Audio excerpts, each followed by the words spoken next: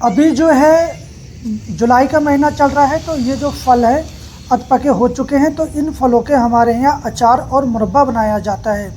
और आयुर्वेद में इन फलों का यूज जो है शरीर से कफ निकालने के लिए, या लिकोरिया धात संबंधी बीमारियों में, श्वास संबंधी बीमारियां या पेट से संबंधित जो बीमारियां हैं उसमें यूज किया जाता है। आयुर्वेदिक दृष्टि से बहुत ही उपयोगी होता है। तो ये फल किस प्रकार दिखता है, इसका वृक्ष कैसा होता है, इसके वृक्ष के कौन कौन से फ़ायदे हैं, उपयोग विधि कौन कौन सी है इसकी, ये सारी जानकारी आज आपके साथ हम शेयर करेंगे। अगर आप हमारे चैनल पर पहली बार विजिट कर रहे हैं तो इसको आप सब्सक्राइब कर लें, साथ में बेल आइकन को ऑल पर क्लिक करें ताकि आने वाली जानकारी आपको सबसे पहले मिल सके। तो स्टार्ट करते हैं। सबसे पहले इसके आइडेंटिफाई के बारे में कि इसकी पहचान आप किस तरह कर सकते हैं। तो जो इसका वृक्ष है भारतवर्ष में सभी जगह पाया जाता है, रोड के किनारे आपको देखने को आसानी से मिल जाएगा।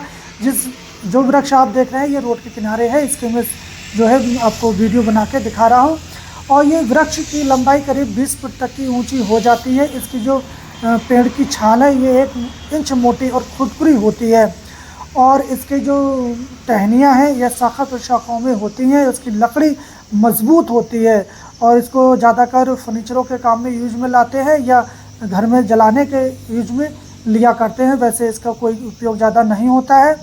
और इसके जो फल हैं ये जो जुलाई और अगस्त में पक जाते हैं, और इसके जो फूल हैं ये मार्च और अप्रैल में आते हैं। इसके जो पत्ते हैं ये देख ले इस प्रकार देखेंगे, चिकने और सादा होते हैं, और इसके फल गुच्छों में लगते हैं। दूर से आप देखेंगे ऐसे लगेंगे जी जैसे छोटे छोटे अंगूर लटके हों। और इन फलों को आप जब देखेंगे तो इसके जब फल के अंदर आप तोड़ेंगे तो इसमें लुआवा निकलता है, ये चिपचिपा होता है, और इसका जो स्वाद है मीठा होता है। और इसका जो अंदर जो गुठली है ये गुठली निकलती है, उस गुठली के अंदर एक स्वतः ही एक कीड़ा होता है। जैसे जैसे ये फल पकने लगता है वो कीड़ा अपने आप इनमें छेद करके बाहर निकल जाता है। तो ये जो लावा सा आप देख रहे हैं ये गोंद जैसा जो होता है, तो इस गोंद से हम गांव में जो है लिफाफे या कागज़ चिपकाने के लिए यूज में लाते थे। और आजकल तो जो है काफ़ी प्रकार के गोंद बाज़ार में मिल जाते हैं, परंतु पहले जो ज़माने में इस जो फल है इसका ही गोंद हम यूज में किया करते थे। तो आप इस प्रकार इसको आइडेंटिफाई कर सकते हैं। अब क्षेत्रीय भाषाओं में इस फल को भी अलग अलग नामों से जाना जाता है। इसको संस्कृत में सेलास्मत, और हिंदी में लहसुड़ा, बड़गूदा, बंगाल में बड़ा, बम्बई में बड़गूदा, मोकर, पंजाबी में लहसुड़ा, उर्दू में सापिस्ता। इसका वर्टिकल नाम कार्डिया मिक्सा है। आप अपने क्षेत्र में इन फलों को किस नाम से जानते हैं हमें कमेंट बॉक्स में ज़रूर बताएं। अब बात करते हैं इनके आयुर्वेदिक गुणधर्म के बारे में। तो इनके जो फल हैं ये स्वाद में मीठे होते हैं, तासीर में ठंडे होते हैं, ये कृमिनाशक, शरीर से कफ निकालने वाले और संकोचक होते हैं। फेफड़ों की सभी प्रकार की बीमारियों को ये दूर करने की ताकत रखते हैं। तो इन फलों का यूज किया जाता है, और इसकी फल, इसकी पत्तियां और इसकी छाल और इसके बीज का उपयोग आयुर्वेद में किया जाता है। इन बीजों का एक प्रकार का तेल भी निकाला जाता है जो इत्र के रूप में लगाने और सूंघने के लिए इसका यूज किया जाता है। और इस लहसुड़ा का जो एक प्रोडक्ट भी आता है बाज़ार में जो हमदर्द का आता है, सापिस्तान गाजवान। तो ये जो गाजवान है ये छोटे बच्चे या बड़े लोग खांसी या सर्दी जुखाम या लंग्स में इन्फेक्शन, या आपको घरघराहट की आवाज़ आती है, श्वास नलिका में सूजन है, ऐसी कई समस्याओं में इसका यूज किया जाता है। आप इसको लेना चाहते हैं तो इसका लिंक डिस्क्रिप्शन में मिल जाएगा, आप वहां से परचेज कर सकते हैं। तो आयुर्वेदिक दृष्टि से इस लहसुड़ा के बहुत सारे फ़ायदे हैं, जैसे कि ये पेट को मुलायम करता है, फेफड़ों को ये साफ़ करता है, ये दस्त के द्वारा शरीर से पित्त को बाहर निकाल देता है, और शरीर में जो जमा हुआ कफ है उसको छांट कर बाहर निकाल देता है। और ये प्यास और पेशाब की जलन को भी शांत करता है। आंतों की रूखापन को भी ये दूर करता है। दमा, खांसी और सीने के दर्द में ये लाभ पहुंचाता है। पेट के कीड़ों को ये नष्ट करता है और शरीर के अंदर से ये शुद्धिकरण कर देता है। ये लहसुड़ा चिपचिपा होता है, इसलिए अंदर से जो रूखापन हाथों में आ जाता है उसमें बहुत ही मददगार होता है।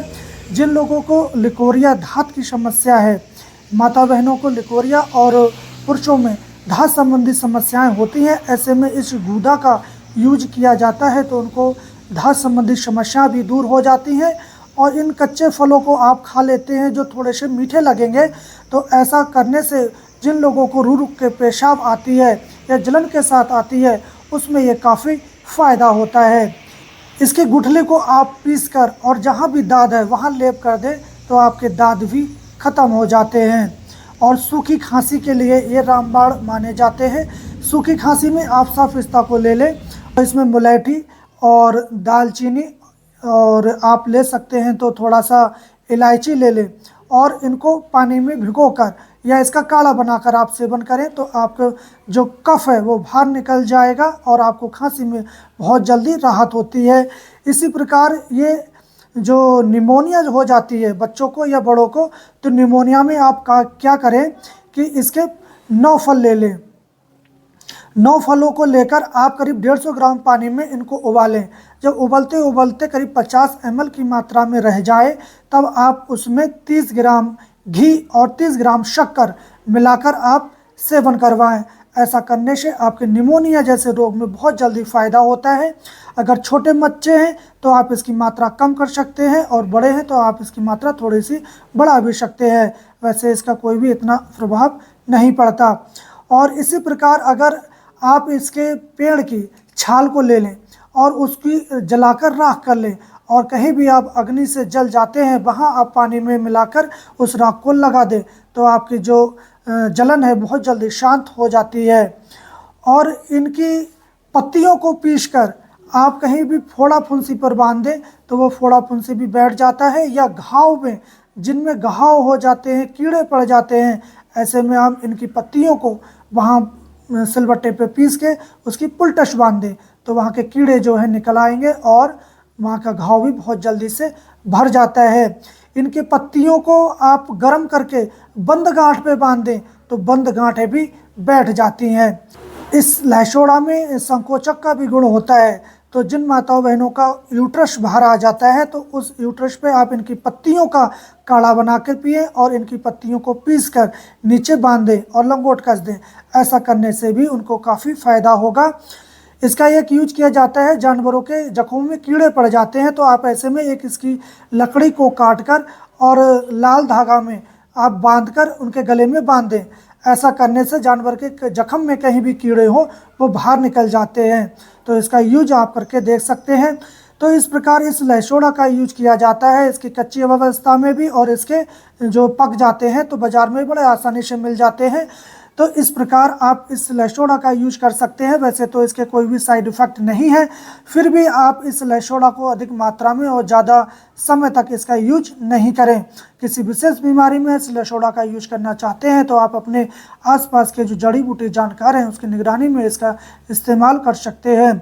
तो वैसे तो आप समझ गए होंगे कि शाह पिस्ता और लहसोड़ा दोनों एक ही चीज़ हैं। जो बाज़ार में सूखे हुए फल मिलते हैं इसके, वो शाह पिस्ता के नाम से मिलते हैं और हम लोग इसको कच्ची अवस्था में लहसोड़ा के नाम से जानते हैं। तो इस प्रकार ये आप इसको आइडेंटिफाई कर सकते हैं, इसका यूज कर सकते हैं। तो हम कल फिर मिलेंगे एक नई औषधीय जानकारी के साथ। तब तक आप स्वस्थ रहें, मस्त रहें। जय हिंद।